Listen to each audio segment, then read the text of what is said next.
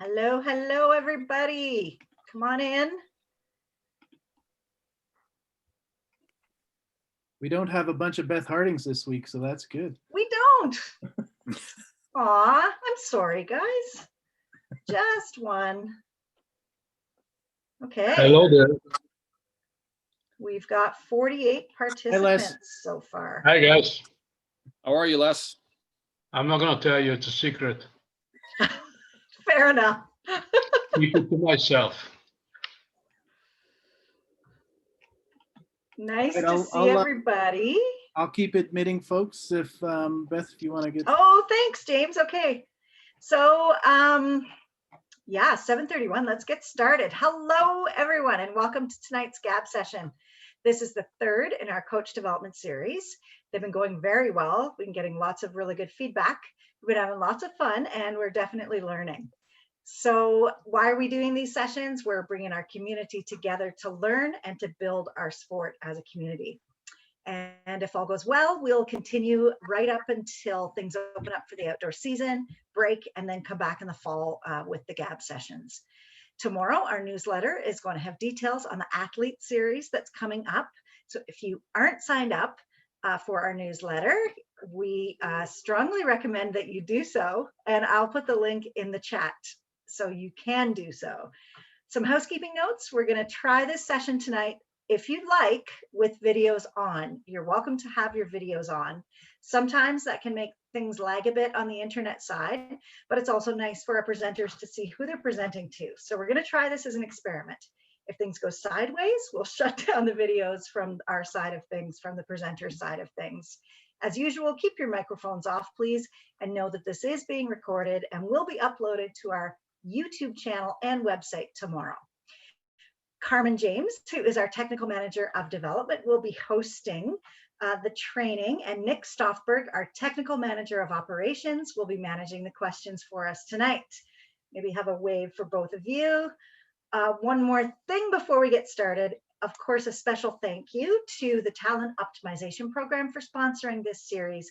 We're so happy we get to work with Robin on this and other initiatives. If you have any questions about these sessions or anything else, drop us a line. We're happy to help because, frankly, that's what we're here for. So that's it for me. Over to you, Carmen. All right. Thanks, Beth. And hi, everyone. Welcome to our webinar this evening entitled Don't Drop the Ball. As Beth mentioned, this is our the third in our 5-part series of coach development presentation, where the common theme is on how to prepare for the new normal that's coming up. In our first talk, Derek Hansen introduced the new term, which he coined pandemic periodization. Unlike traditional periodization that begins with a set schedule of competitions, pandemic periodization involves more thinking outside of the box due to the disruption of the normal preparation period and, of course, the uncertainty of the upcoming competition period. In talk number 2, Les Grammatic, he inspired us all to adapt and overcome as he highlighted all of the advantages of training in isolation for the sprints and jumps during this time of global pandemic and local lockdown. Now, I must admit that was a surprise. I didn't see that coming. So great job there, Les. Tonight's talk will be somewhat similar to the previous two, but with more attention on how to prepare for the throwing events, especially when access to facilities and equipment is limited, if not non-existent.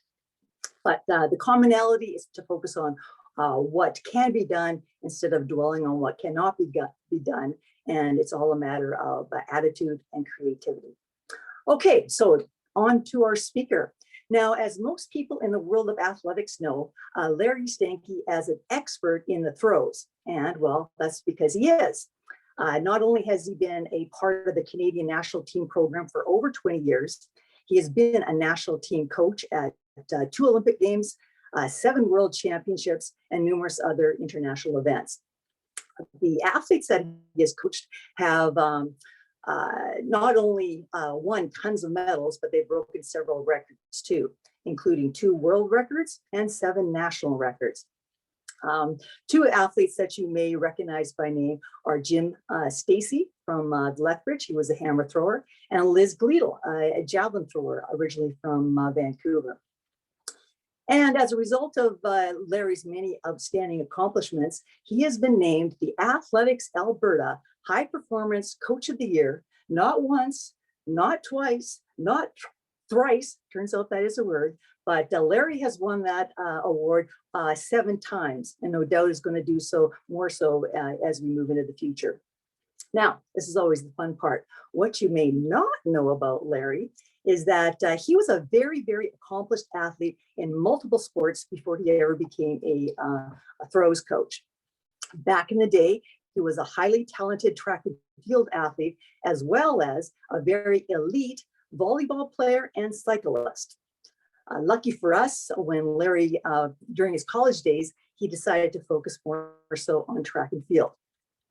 At the University of Lethbridge, under the tutelage of the renowned coach George Gamer, Larry excelled in multiple different events. And this may come as a surprise to you, but 3 of his best events were the hurdles, the long jump, and the triple jump. And it wasn't until after graduation where he then really decided to focus more so on javelin. And having done so, he became the national champion in the javelin and was selected to numerous national teams as an athlete. Now, one of the many things that I admire about Larry is that he is the living proof of our long-term athlete development program. He has a wide background of athletic experiences, which preceded his specialization in javelin. So I know most coaches know that, but a lot of parents out there don't seem to know that, and they like their kids to specialize early. So just wanted to throw that in. And another thing, this is a little fun fact about Larry. I actually met him for the first time back in 1989 at the Canada Summer Games in Saskatoon. But the other day when I was talking to Derek Hansen, because Derek and Larry are buddies, but back in the day, they met through Canada West and competing against each other and stuff like that.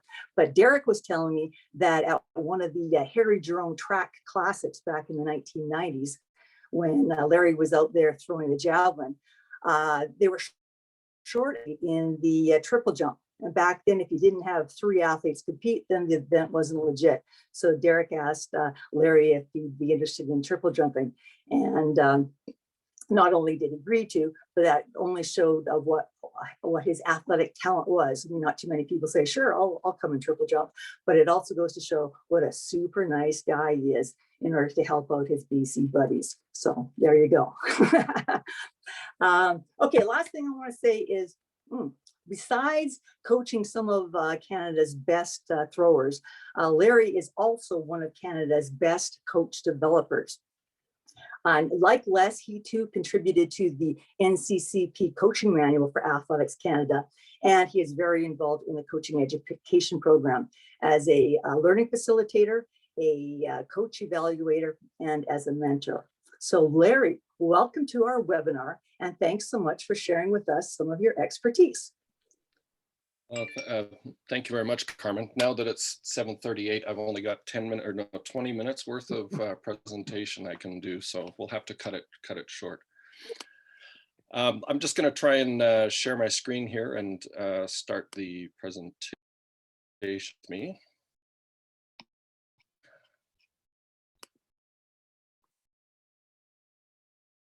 How are we doing?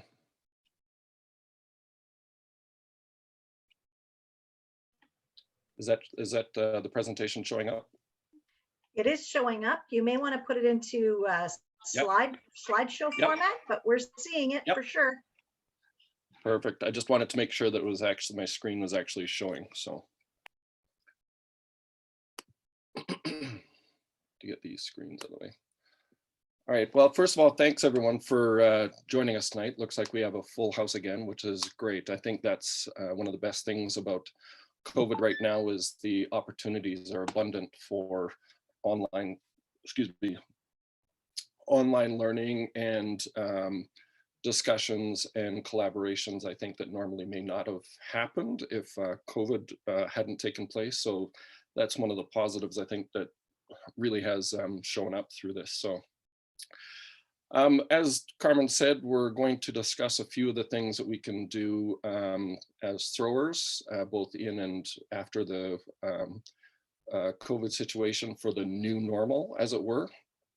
And I'm not going to go into specific drills and exercises, etc., but a general framework, and then some other items that may help you along the way. Excuse me. Oops.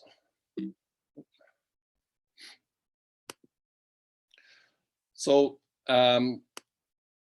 Les and Derek briefly went over some of what the situation is with COVID right now, and I'm not going to rehash some of those things, but there were positives and negatives that both had talked about, and all these apply to the throws, and I encourage you to, if you haven't already, to go and watch those online if you weren't there for those presentations.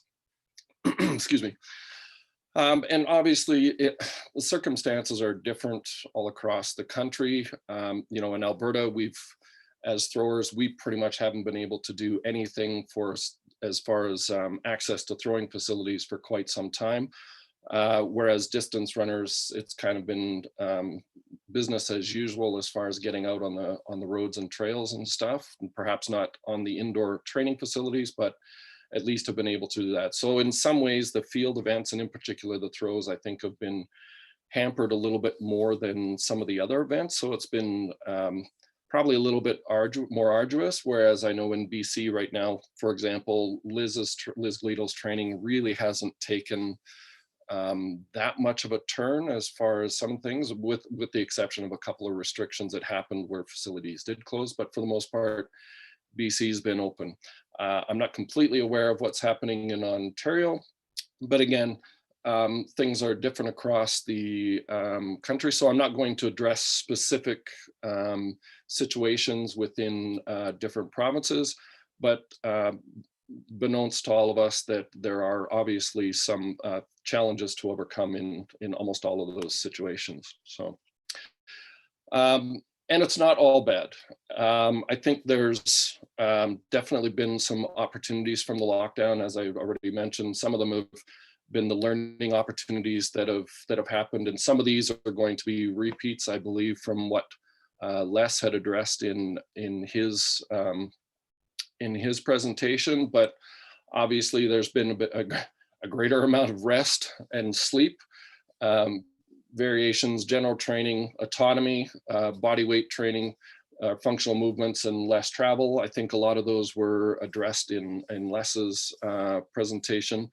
And obviously there's been less specific training, less technical training for sure, and in some cases general training, less training density, less coaching, less personal interactions.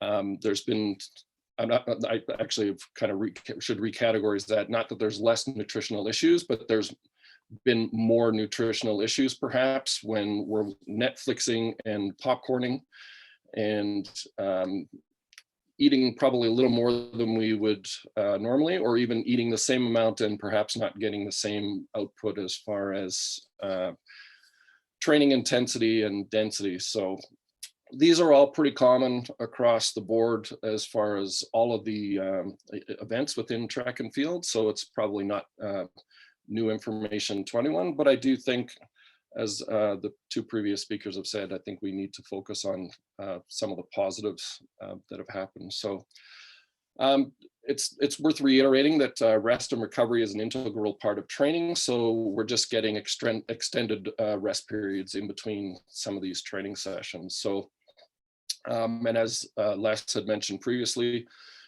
trained athletes recover better, and with more rest, they're going to be more recovered coming out of this. And time off is probably not quite as bad as what we think.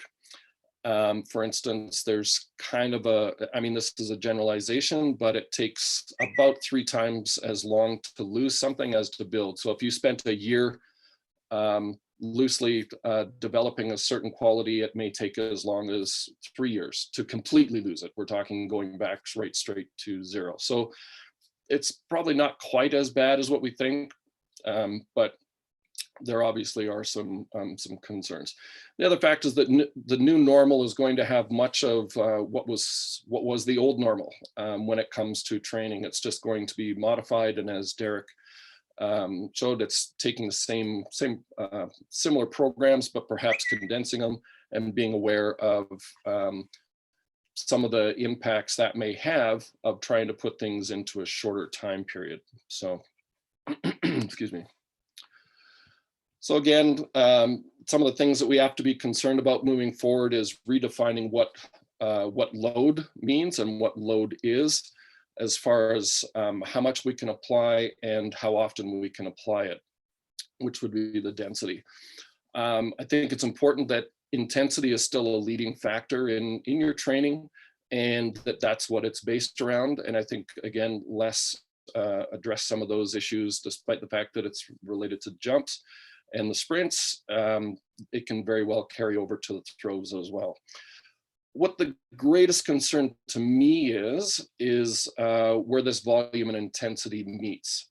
And I'll just give you a couple of examples. And some of you may have seen this graphic before, especially if you've been in some of my presentations before. But these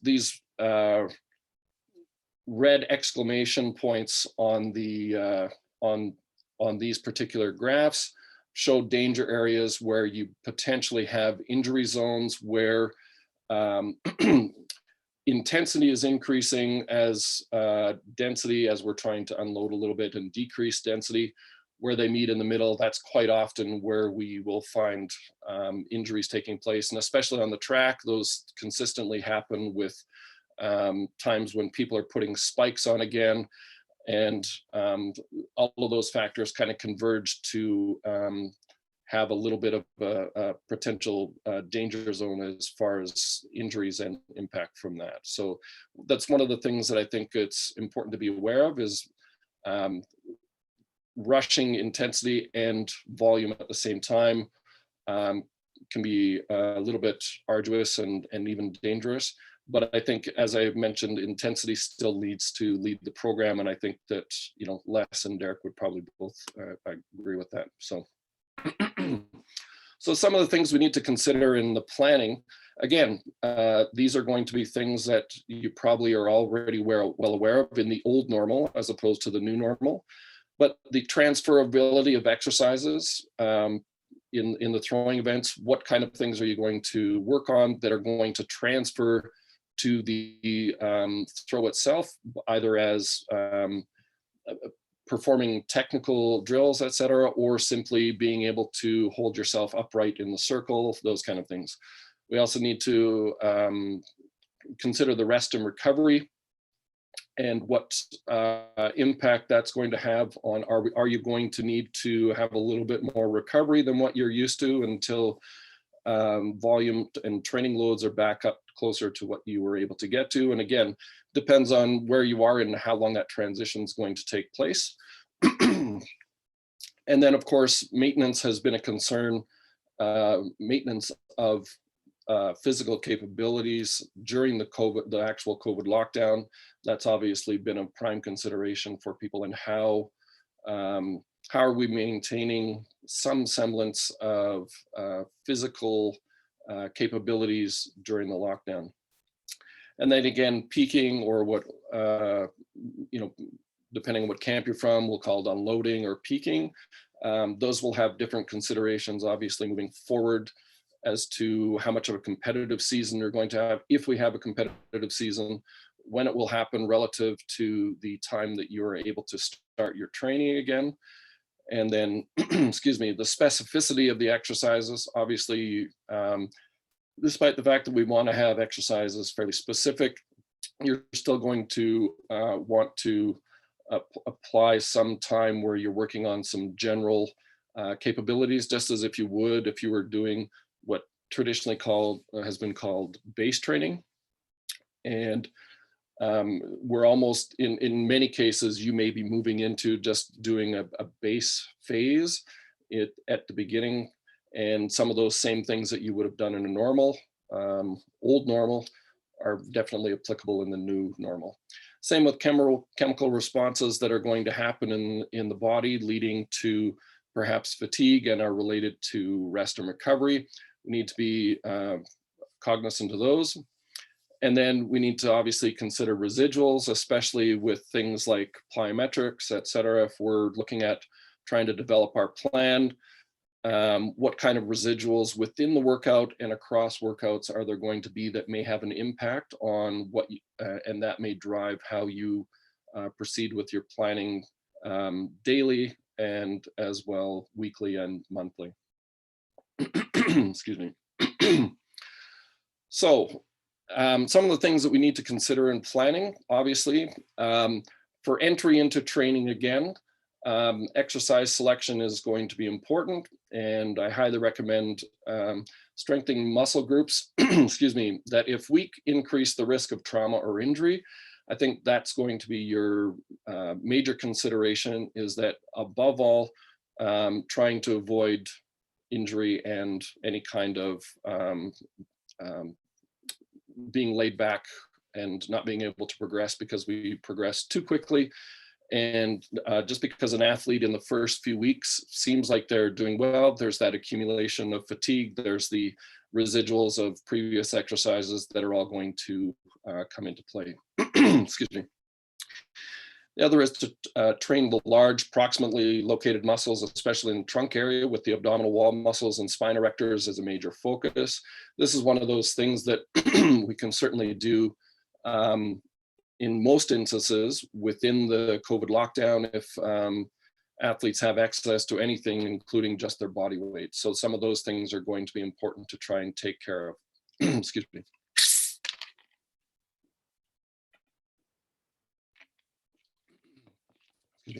So then increase in event-related movements to a level that permits technical acquisition without technical mistakes. I think that would be highly related to the other two, but there are some obviously specifics that you need to take into consideration depending on the event, and that not just the strength, but the flexibility in many cases that needs to be enhanced and considered before we move too far along that path. Having athletes perform movements through the entire range of joint motions and avoid singular maximum efforts probably at the beginning is a wise idea. And despite the fact that intensity will lead everything, you probably don't want to go down that road at the beginning, and try and make sure that you're accumulating some kind of work volume underneath you before you actually proceed that far along. And then again, we're working from general to specific in all timeframes. That could be within one session, moving from the general to specific within that session, as well as along perhaps a weekly microcycle, or even along the macro cycles, trying to move from general to specific. And then the exercise selection for further enhancement along the way, obviously, is going to be substantially more complex. And then the most specific developmental exercises will happen farther along, excuse me, farther along the path. And that's going to be hopefully very individual for each athlete, as hopefully all of you are planning and setting up your train individually for each athlete as opposed to necessarily a group. And then speed is a necessary component always, trying to keep movements still with speed, but perhaps having less volume and less density at the beginning, and then trying to move along. Very similar to what you would do if you were starting out in the fall after you'd had anywhere between 2 to 8 weeks off, depending on the level of the athlete and where they are in their competition scheme. Excuse me. So then I think one of the most important aspects that's overlooked in this whole process is monitoring and assessment, testing included, but we're not going to talk too much about testing today, but assessment is typically used to determine athletes' ability to perform basic movements, find imbalances that may lead to chronic injury. And those are usually performed and interpreted by your health team or IST professionals. Obviously, not everyone has access to those, but that's probably one of the things that you may want to introduce first, and just as you would perhaps at the start of a program in the fall as well. Excuse me. So the monitoring obviously is used to determine changes in health as well as psychological state, performance readiness, and your adaptation to training. And that's obviously usually recorded by the athlete or coach and interpreted to the coach, but it also can be done by the athlete. I think that's one of the most important things, is to still be, even if you're not interacting day to day in person with your athletes, if you're still planning programs and sending them out, I think it's important to still be touching base and getting those contacts with the athlete. I think a lot of, I think it was Shaw a number of years ago in a research project, they found some of those subjective data are just as good as some of the objective data that you can collect. And you want to be able to find out subjectively how the athlete is feeling according to the training that they're going through, and then try to make assessments and plans from there. And then obviously testing is typically used to determine the level of development of a specific athletic ability or performance factor at a specific point in time. Obviously usually administered by your coach or performance support team. Excuse me, and that too will hopefully give you some opportunities to find ways of monitoring what's happening with your athletes. So again, starting with the beginning of the year and going into new COVID is no different. You're looking at doing needs assessments and trying to develop an annual training plan, although the annual training plan may be weeks long or simply months long in this case. I think the format of it still stays the same. It's just that you're going to have condensed, perhaps either condensed cycles, or you may even extend and choose to focus for next season instead of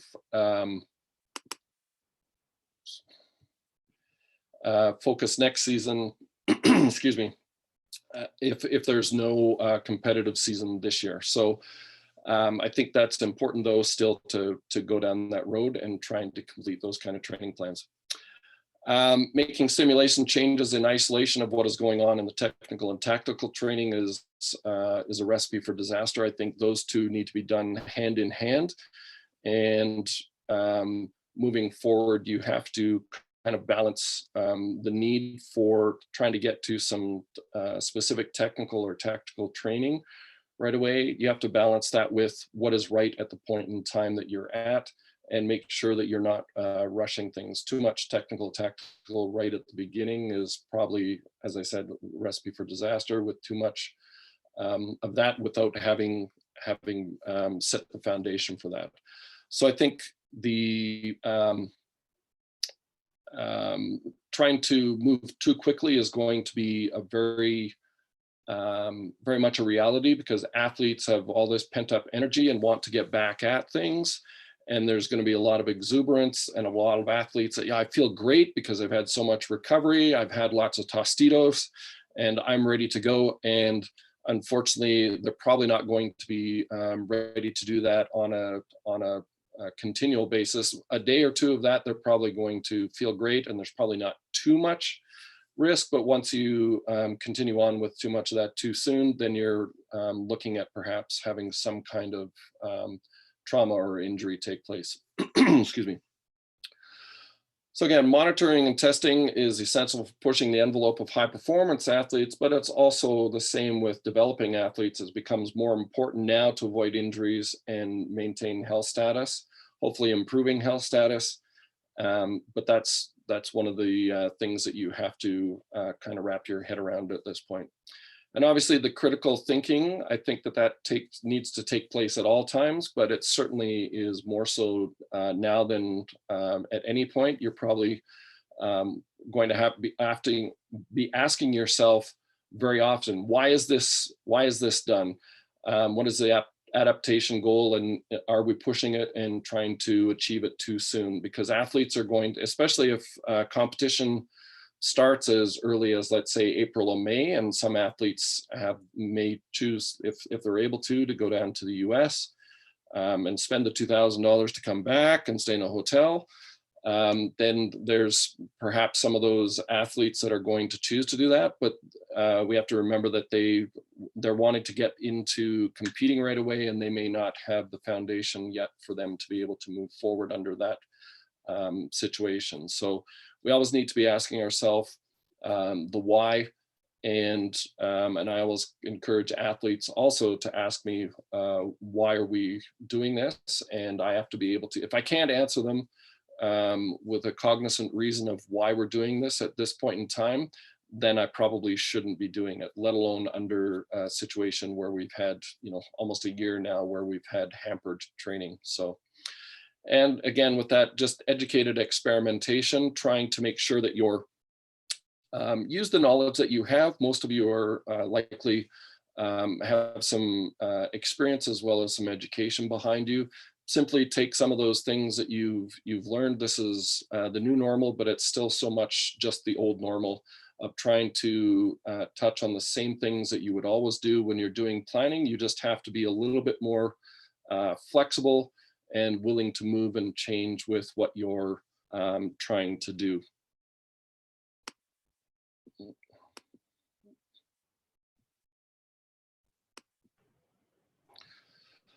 Excuse me. So as I mentioned before, there's subjective and objective measurement. Obviously, the subjective measurement, just simply asking your athletes from day to day, how are you feeling? We're gaining subjective information, but some of this information is some of the most vital information. I still remember some of the stories even that Les has told when he was coaching Zelenka, and she would say, I'm feeling pretty sore and stuff. And I think Les at the time always knew that there was another 5 or 7 days that he could push it before he really had to ease off. And so I think some of those things are obviously guiding points that you want to use. And some of these can be very good. Obviously, you have to know your athlete and know if who's someone who's going to complain just because they did squats, a set of 10 for squats, and they're going to complain regardless. That's a little different than someone that's well-trained and knows their body a little bit more, and have to differentiate, is it soreness, is it stiffness, and what kind of soreness and stiffness is that, and is it leading to something chronic, or is it simply just the fact that we have to push the body to train and get some kind of adaptation. So excuse me. Then of course there's objective measurements such as reactive strength index, heart variability, resting heart rate, etc. Even as something as simple as reactive or jump test that you can use to figure out what kind of state they're in physically. If you've got data, hopefully that you've had from previous before pre-COVID times, you can kind of have something to compare with and move forward. And then obviously saliva blood sampling, hormone measuring, and blood lactate responses to training, all are indications for physical readiness. Obviously, we don't all have access to those kind of situations, and those would be ideal. And that's why, as SAW in 2016, the research that they did suggested that subjective measurements are more accurate in reflecting acute and chronic changes in training load than objective measures anyway.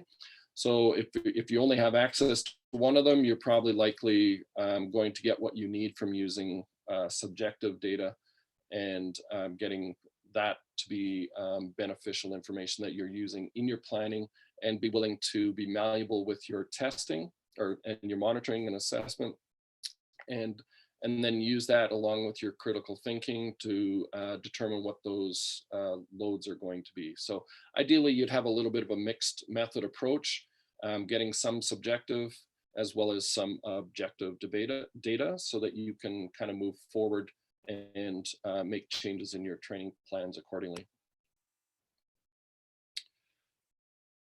Obviously, fatigue is a huge factor, and I think that's one of the things that's going to be pretty predominant, is that we're all going to get outside or get in our training environments, and we're going to have everybody's excited to get going again.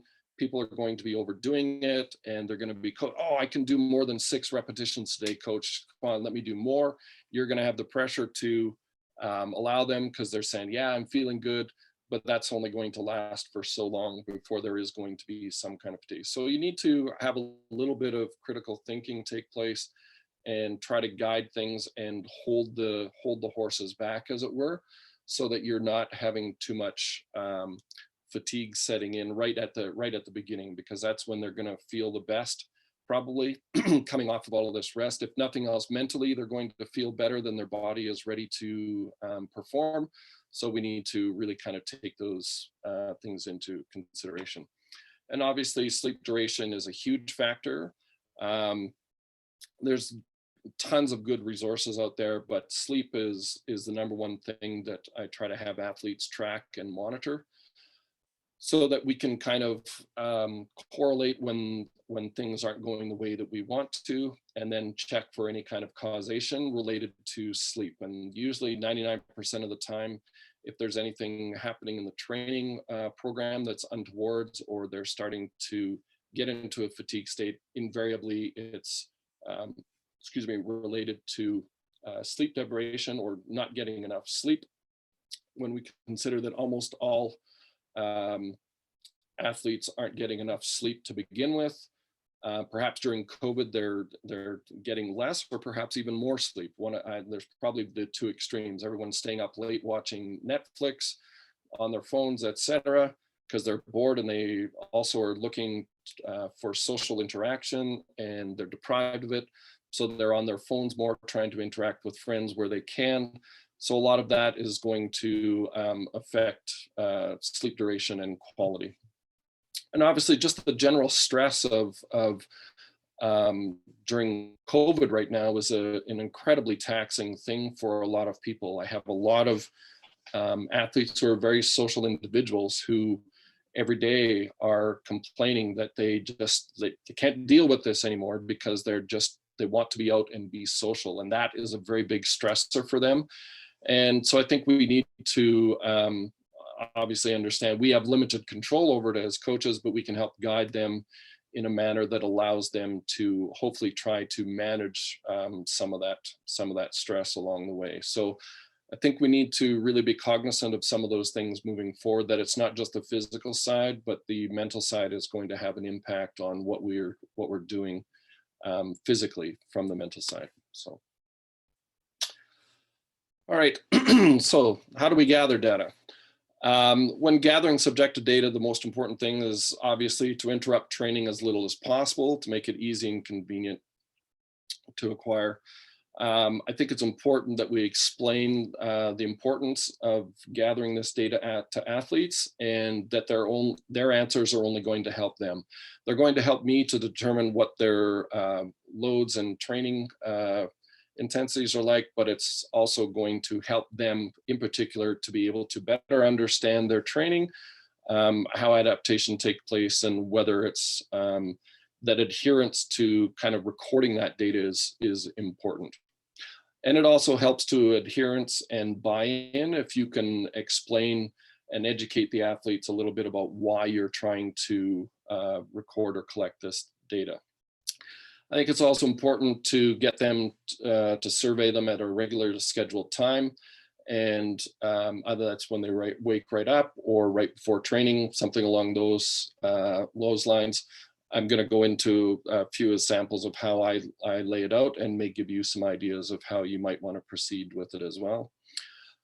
Obviously, as we said before, objective data can be a little bit more difficult to gain, but it's important that it's taken in fashion that interferes with training as little as possible, and it doesn't cause fatigue to the athletes, especially if you're doing any kind of testing, et cetera, that's going to be untowards. That you have to take that into consideration when you actually start applying your loads and intensities. Excuse me. So this is from the 18th century when I used to use actual paper to collect data. I've since then used digital. But yeah, Les is waving because he's from that same era, but even perhaps a little bit before me when wheels were still made out of stone and square.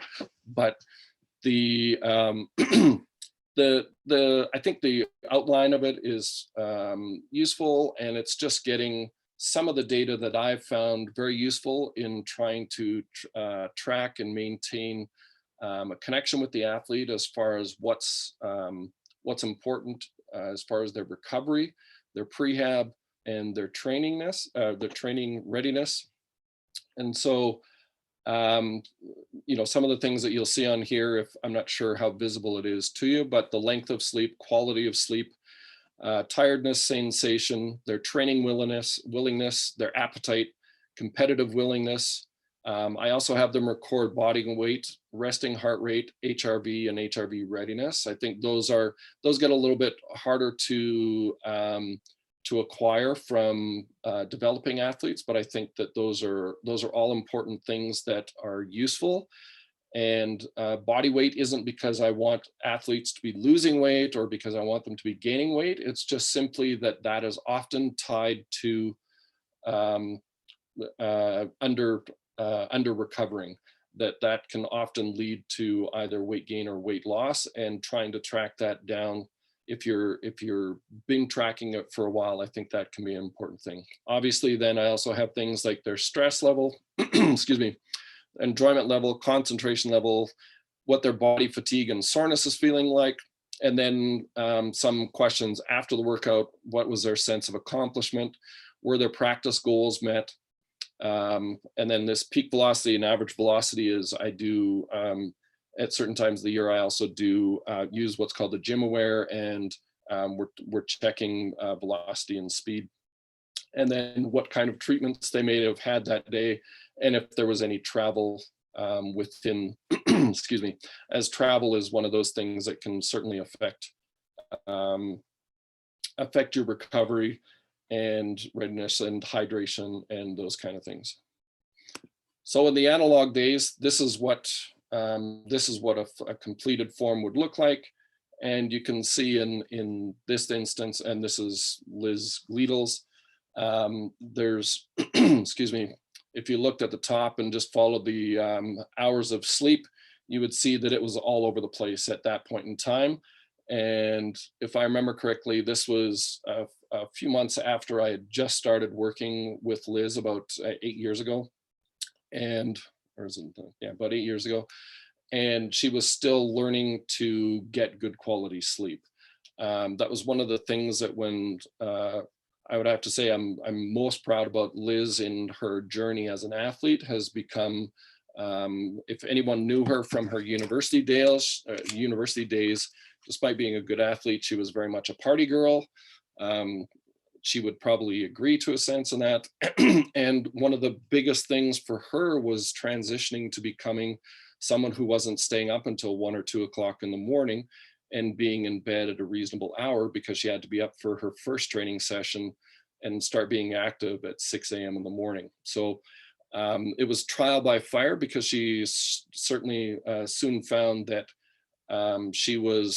when she was staying up at that time and realizing that 4 or 5 hours of sleep wasn't going to cut it.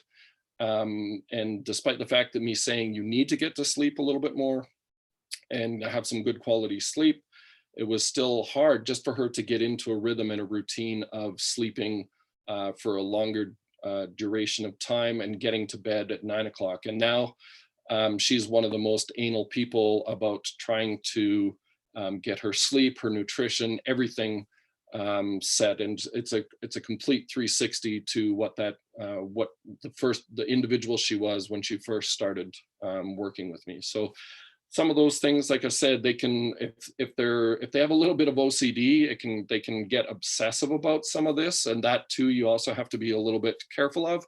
But for the most part, it gives them awareness, it gives them some accountability, and it gives them an opportunity to buy into what you're trying to do. So, excuse me. And then again, this is simply just what, again, back in the analog days, was simply each of her workouts, and she was encouraged to write down some of the things on her workout that were either impactful, what we were working on that day, things that went right, things that she didn't feel went wrong, and then recording everything, and we can go back and take a look post haste and kind of get an idea of what was happening if we are seeing any kind of fatigue or chronic injury starting to come into it. This is now in the digital world. I use what's called athlete monitoring, excuse me. And this is just the simple interface, but it's a very good program that I started using about 8 years ago now, I think, shortly after some of those analog divers, and it's all takes place or can take place on their phone. So in order for them to get access to their workout, generally they have to go through that same questionnaire. All of that analog paper questions and data are now put into a digital format. And in order to access the workout, they need to go through and answer those questions. So it kind of forces them a little bit to do that in order to get the workout. And then so from all that, this may be meaningless to most of you, but to me it has some good meaning that I can interpret and use hopefully for what I consider their training readiness. And this is just their HRV or heart rate variability versus their resting heart rate versus their subjective training readiness. And there's a very high correlation as again, what they considered on their log sheet as how ready they were or what their competitive training readiness was is highly related to those. So again, that's just reinforcing the fact that if you're using subjective measures that the athletes are recording, is 99 times out of 100 is going to be as good as some other hard data or some objective data such as blood tests, et cetera, that will go. Now, when we're talking about working with high level athletes, obviously some of that you're going to fine tune. But for most of us in the situations we're in with developing athletes, we're going to be able to use those subjective questionnaires and get most of the information that we want and need in order to be able to make educated decisions about moving forward with loads and intensities. And then the last thing is simply all of that testing and monitoring will help us with our yearly training plan. And again, the training plan is simply just a guide, and it's modified and changed as the adaptation of the athlete takes place. And if you have anything come, this is just a horizontal format. Les uses a vertical format that works very well for him. This works great for me, and this is what I've always used. And obviously volume and intensity are kind of down on the bottom, and they kind of move hand in hand, and they're not usually too far away from each other at any time of the year. But this for me kind of provides the roadmap, but again, I'm not tied to it. It just gives me a guideline of what I would like to do. And obviously we need to shorten or lengthen that according to when we can start the training this year. But again, this is all the old new. So as opposed to the new. And I think that that's important to realize, is that you really don't have to worry too much when you go to make these training plans and situations for athletes coming up. If you take the same kind of logic and critical eye to what you've been doing for your entire coaching career, I think many of those, the COVID situation is just providing you an opportunity to give you more time to think through what you're going to do. Many of you may have already been obsessive compulsive, written up 4 different training plans by now, and annual training plans, and have had to throw them away. That's part and parcel for any year, let alone when there's a COVID situation happening. So I think that that's important to remember, that you already have, for the most part, you have the tools in place in order to do what you need to do to adapt to the situation. It's just using some of those, the education and skills and knowledge and experience that you already have, to perhaps condense it and or perhaps lengthen it out depending on what happens with the training and competition situation. As much as we can plan for a lot of these competitions, there's a good chance that some of these situations just aren't going to happen. I'm despite the fact that today received information from the Canadian Olympic Association giving an outline of what it's going to be like in Tokyo, I highly doubt it's going to be anything like what we predict. And it's going to be, there's always going to be variables that we're running up against. And you just have to use your knowledge and experience and common sense to be able to develop a new plan as those things come into.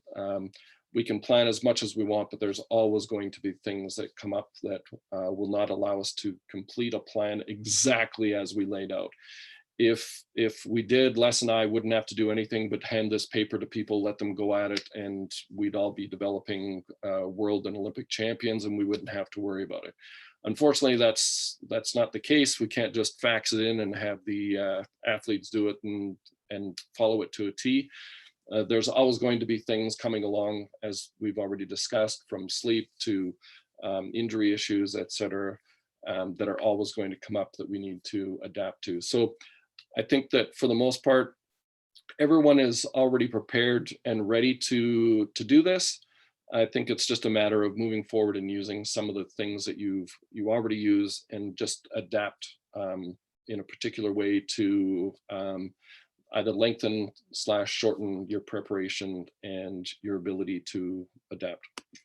So on that note, I'm not sure exactly what we've got for time here, but whoops. If there's any, I think we're right on the 40-minute mark there. Look at that. Almost like I knew what I was doing. All right, let's handle a couple of questions now. Thank you very much, Larry.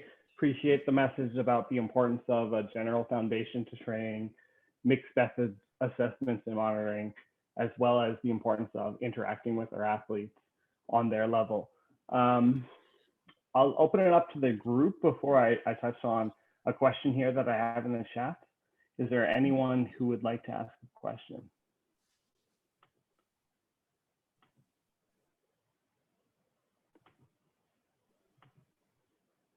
Okay, let's deal with the one in the chat. Larry, can you possibly speak to some of the suggestions that you might have on return to play and monitoring tactics for coaches working with younger athletes? Yeah. Yeah, I think that the same things come into play with younger athletes. I think depending on how young of athletes we're looking at, I think it's important to keep the play side of things as a function of training, and keep it as much as possible. My screen just lost here. As much as possible to keep the same things in mind when you're going with subjective questions for the athletes. There's nothing more honest than a 12-year-old or 14-year-old to tell you exactly how they're feeling that day. Probably even more so than an athlete who's been around for a little bit longer. So take the time, have those conversations with them. One, they will appreciate the fact that you're caring and wanting to know how they feel. And secondly, I think that can be used as a guiding tool to give you a good inwards look as to what they're feeling and how the training is going along. Great answer. This is a more specific question. I'll try to make it general. What are some of the training residuals or ways that you would recommend advancing training through technical progressions? So you've warned us against the importance of not rushing that process, but are there some coordination things that you're looking for? Anything on that throws? Sure. So I think a lot of that is getting to know your athletes. If you've been with your athletes for any amount of time, I think you know how they generally move, and being aware. And I think that's one of the most important things as a coach is you can learn is to just be aware how people move from day to day and see how that changes over time, and make some of those, even actually write them down on your own monitoring sheets that you're keeping, so that you notice in ways that there we go. As an example, I've always spent a lot of time with Les when he was working with Jess, and that's one of the reasons why I bring it up. Is Les and Jess had a good relationship in the fact that they were perhaps at sometimes maybe too honest with each other, but Jess was always willing to tell Les exactly how she was feeling at that point in time, and kind of you know, make assessments from there as far as how she was moving. Les would know, for example, on a hurdle day, if it was going to happen or if it wasn't going to happen, as far as the training session, and adapt and move on. And I think it's important for us to have the same considerations. As far as specific things that looking for, one of the things that I do in every single workout with when we are outdoors, for example, in training, is we're measuring daily. And that's and keeping a track of when some of those best throws come, as far as how many throws into the workout, tracking distance, both for adaptation purposes as well as some of the technical things. Not that trying to necessarily want them to throw as a personal best every day. That's not the idea. It's simply to gauge how they are looking relative to what they're throwing, because some days athletes will look fabulous technically, but the distance is just not there. And I think we have a disconnect sometimes that we think that athletes are automatically going to throw far or throw well when they're performing something technically well, which isn't always the case. I always tell athletes that first, there's going to be the learning factor of being able to perform something technically proficient. And then there's going to be the motor skill acquisition within that to be able to recruit all the motor units possible, to be able to apply it in one efficient movement.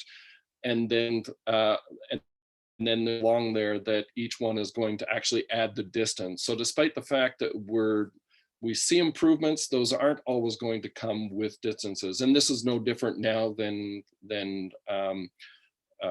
pre-COVID.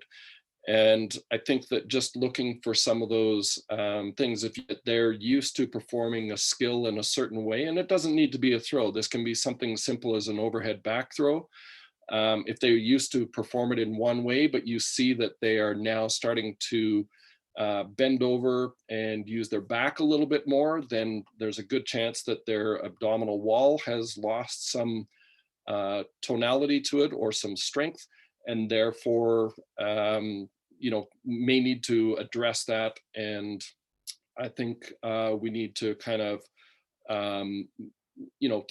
be cognizant of some of those things as we're moving forward. Does that kind of answer your question? Yeah, that's great. Thank you so much.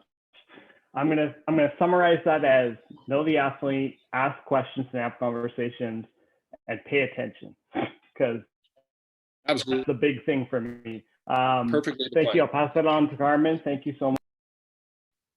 Great stuff. Thanks, Nick, for managing the questions. And of course, thanks, Larry, for that most outstanding presentation. It went as well as I expected you to do. So good stuff there.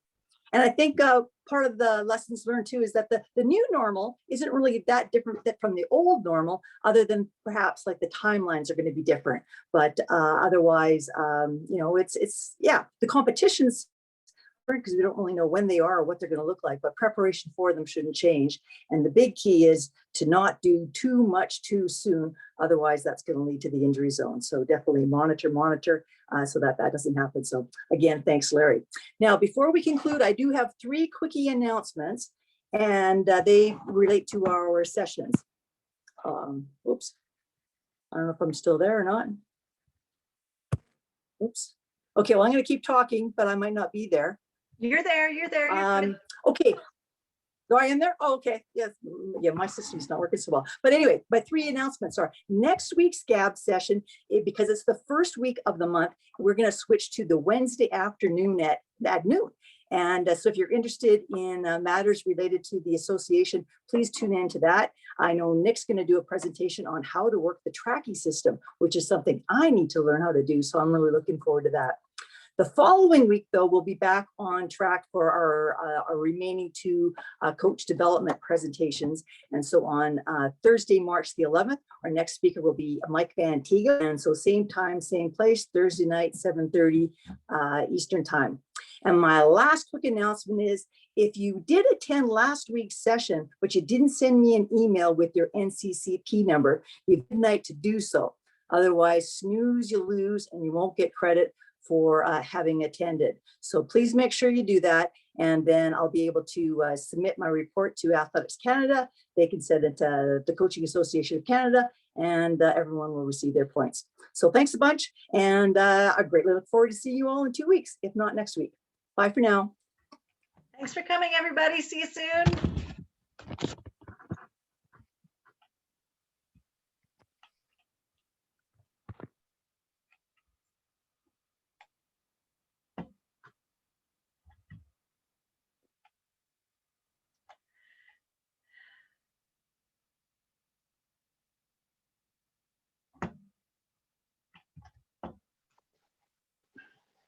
Good job, guys. Thanks, Les. Thanks for the jokes in the chat. Nice to Oh, see you, sure. Les. You're a Google Thanks, that Tom. one. It's a French commercial. Paper is not dead yet. It's a funny commercial. I'm gonna get the link so I can put it into the final session as the opening. Paper is not dead yet. You can't wipe your butt with iPad. You still need paper. Oh. That's what it's all about, anyways. See you later, guys. Thanks, guys. Bye.